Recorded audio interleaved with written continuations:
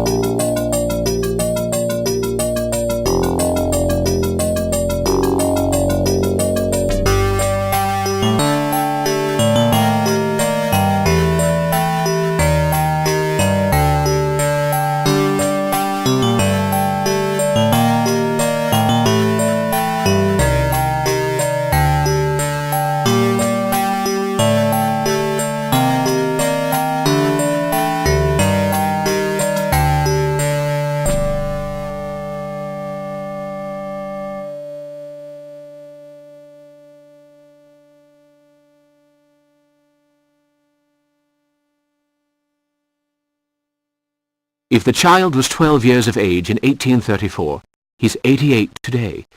There's a chance he's still alive. The town records will have the information.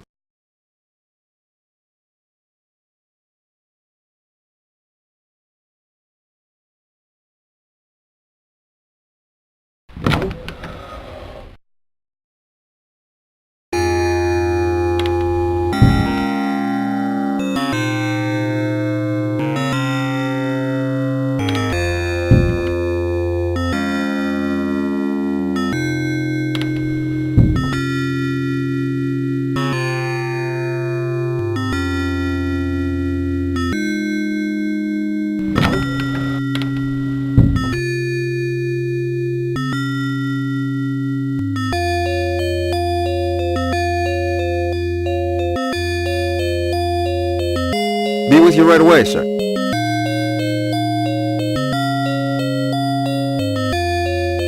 No problem, Mr. Hambleton. That'll be delivered tonight. Oh, I spoke to Miss Gilchrist. She got your package. Can I help you, sir?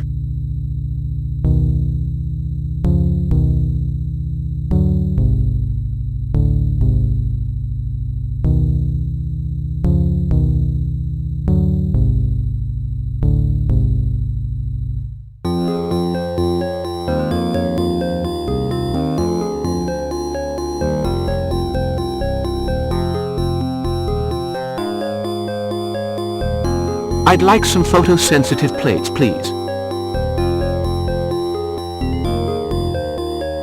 Well, just hold on a few seconds while I check to see if I have any. You're a lucky man! Well, they do say if anybody sells it, Meyer does. Got 2 boxes left. There's one. $10 for 3 plates.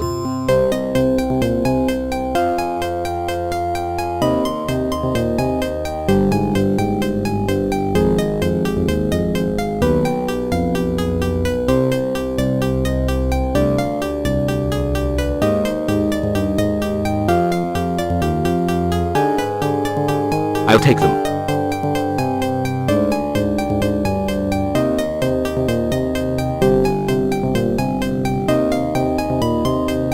My advice to you is to try them first. I've had them for quite a while, so they aren't exactly brand new. Oh, really?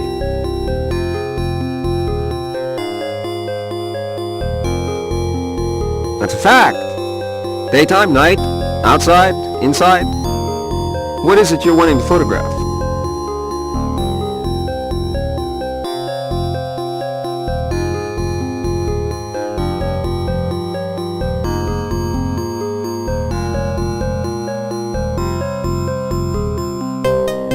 stars in the night sky. Well, you be careful.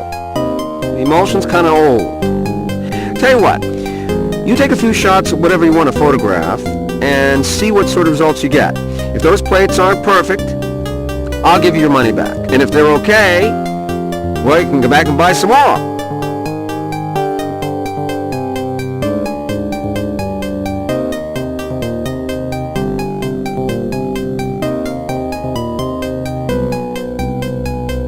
I'll take your advice.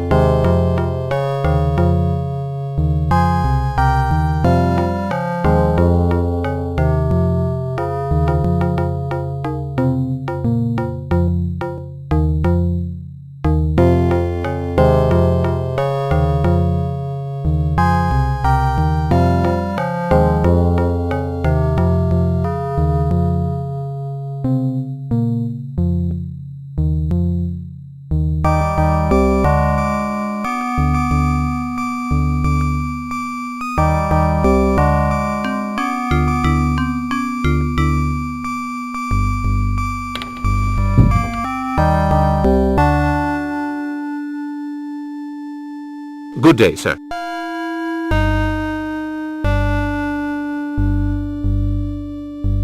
No time. The town hall is closed. We're expecting the new forms for the animal census, and the mayor isn't even here.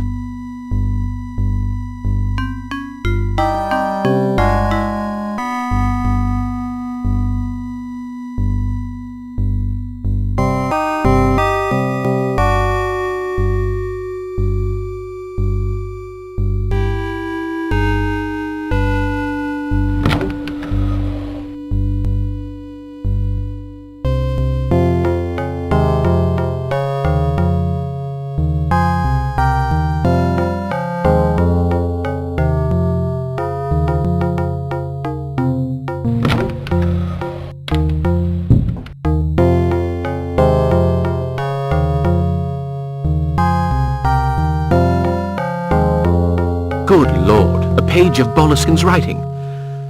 Wednesday, February 13th. Good God, what a sight.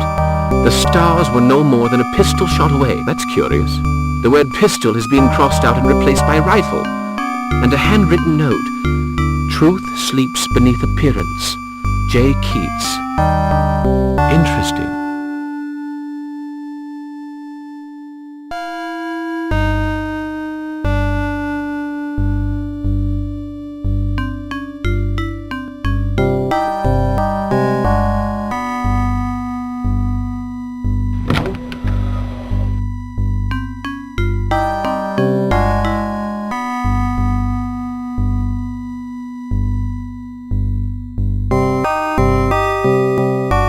You are at last, Mr. Parker. I've been expecting you. Oh, don't be surprised. Passing scientists invariably pay me a short visit.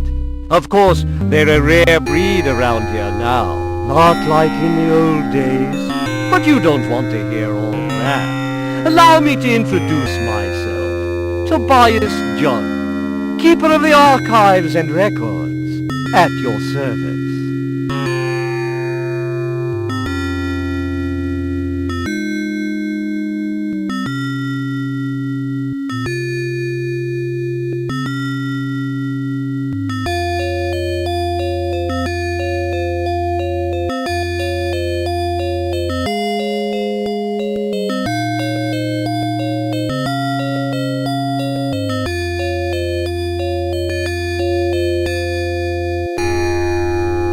there's probably nothing I can tell you that you don't already know.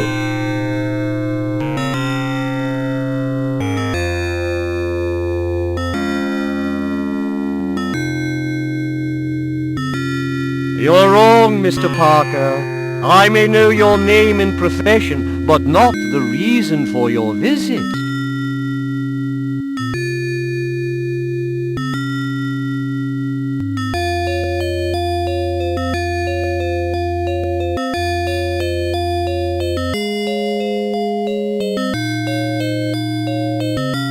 I'd like to consult the birth register.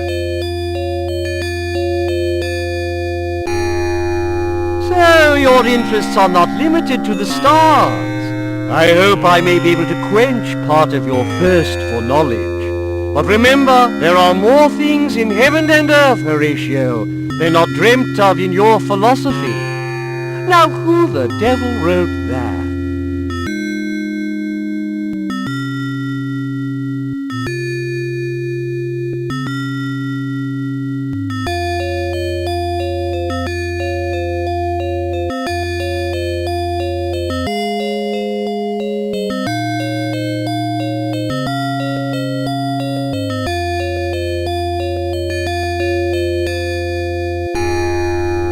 Shakespeare. Excellent! So, Mr. Parker, you like to read?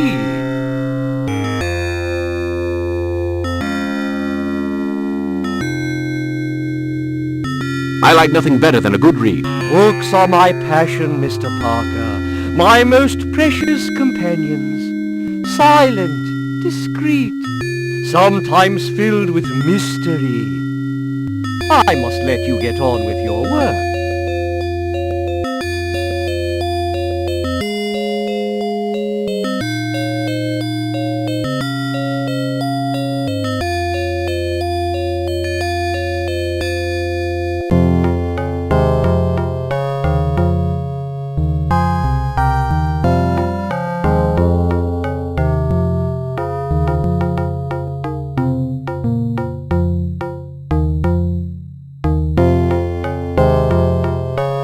Fortunately, there weren't too many births in 1822.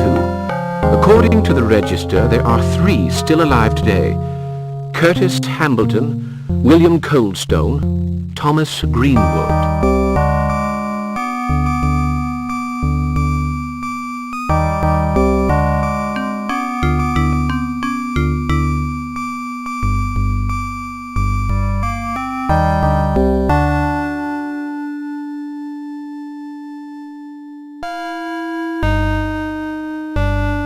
Satisfied?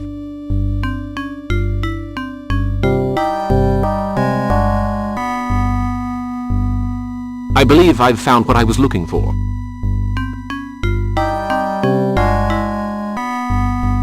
There are times when believing is not good enough, Mr. Parker. Sometimes we must be absolutely sure. Take Ilsmouth, for instance. For many years the locals believed in the old legends. Did that make them true? I have a number of documents on the subject.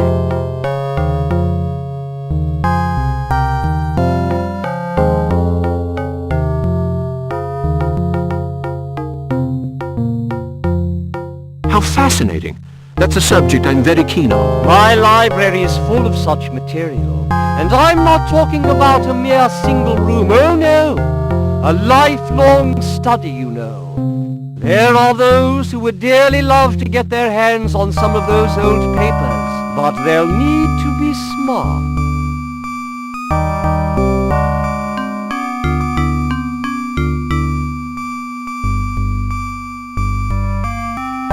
Well, they do say there's no such thing as a perfectly guarded secret, Mr. Jug. Well, you're close to the mark there, Mr. Parker. But I'd better let you get on with your work. Come back any time. The records are open in the afternoons. I'm usually at home in the morning. My house is just right of the post office. Just ring whenever you want. I'll tell you some interesting stories.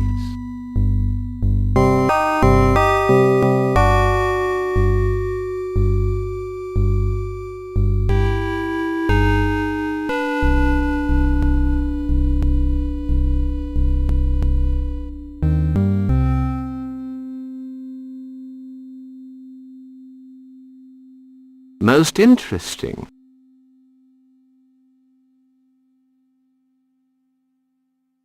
You're a likable young fellow. I happened to glance over your shoulder while you were consulting the register, and I may be able to save you some time. Greenwood lives in the house right next door to Dr. Cobble's. Coldstone's house is set back a little from my own. Curtis Hambleton lives in the abandoned fishery near the harbour.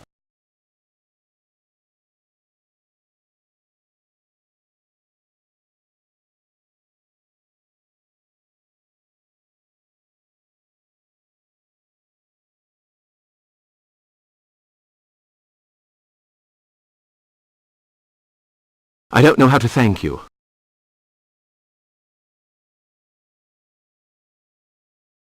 Just promise to pay me another visit.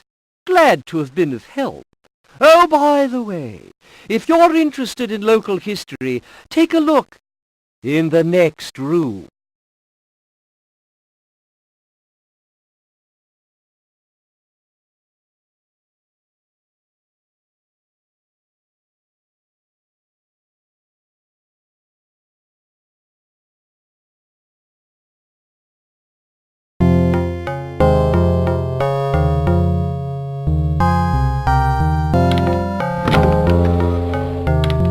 If you want to talk, I'll be at home.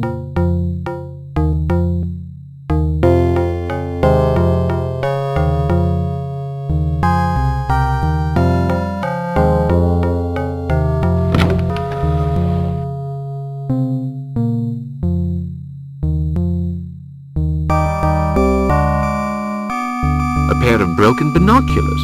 Would Jug be spying on somebody?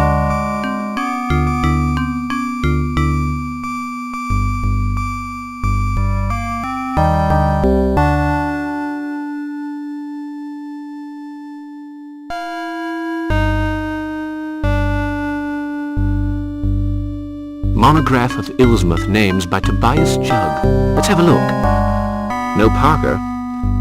Jug, born of Jeremiah and Suzanne. Maiden name Smith. And under S, Smith, of course, Zeke. The list ends there. Silas Sprague quit the village in April 1809, leaving 4 children. What's this? A deed of sale. The belongings of Boleskine sold in public to the highest bidder in order to pay for his passage home to Great Britain.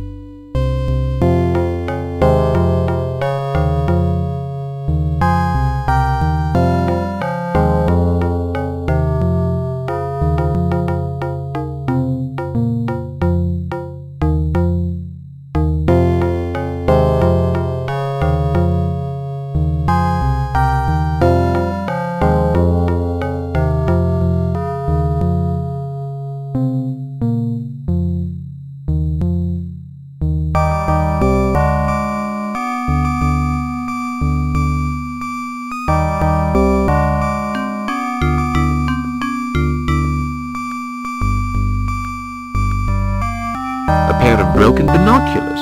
Would Jug be spying on somebody?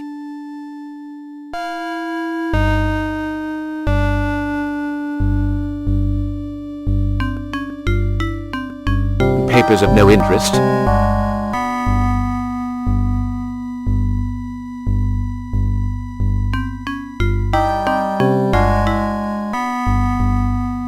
A magnifying glass.